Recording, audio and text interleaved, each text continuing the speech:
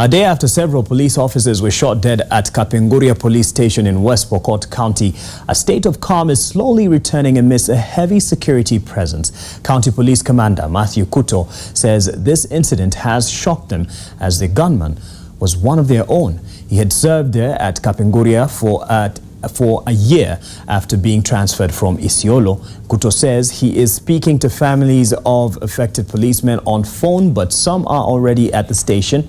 Our reporter Loise Wangui is in Kapenguria and she joins us on phone. When we spoke, Loise, at around 11 o'clock, there was still the effort to try and understand why this particular former colleague could have attacked his very own. Has there been any information coming out, especially from the families, as to the state of this particular officer?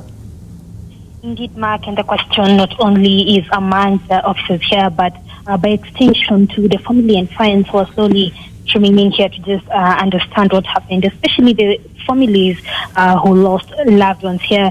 I was able to speak just a few minutes ago to the family of the OCS, Vitalis Ochido.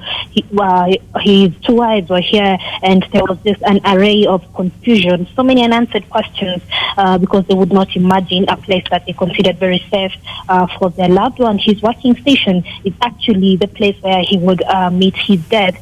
So many questions are still to be answered here, and obviously people coming into terms with the unfortunate events of having lost their loved ones in an area which they least expect. Speaking to the wives of Vitalis Ochido, they noted that because their husband was a soldier or serving in the forces, in the Kenyan forces, it was a possibility for them to one day hear that he has lost his life, but perhaps in a battleground. That is what they expected, say if he had joined troops in peacekeeping missions or something of the sort. But the fact that he lost his life here in a place where he called home, where he had friends, he had colleagues, friends also, it still beats the family.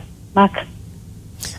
Loise, have you gotten information as whether the police, that is Mathew Kuto, the county police commander, has spoken to the family of this particular officer who attacked his own?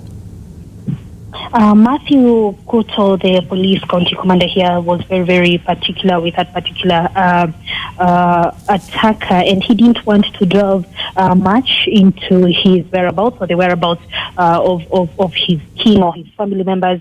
He purely notes for security reasons, just to establish what could have led to that, and also identify if he could be having he could be having acquaintances outside who borrow from his school of thought.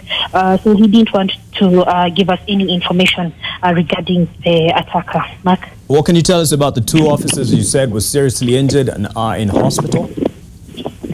They're currently at Kapenguria County Referral Hospital, and we have since learned that they have stabilized. They had their surgeries at around between 11 a.m. and 12 noon, and they should be, we have been notified that they are in a stable condition and just going about recuperating. The officers at the station who work here, remember it is a station which has quite a number of officers have also reported on duty, but it's quite a slow day for them, but also services in guidance and counseling are being offered to ensure that they're able to handle that emotional beat quite well.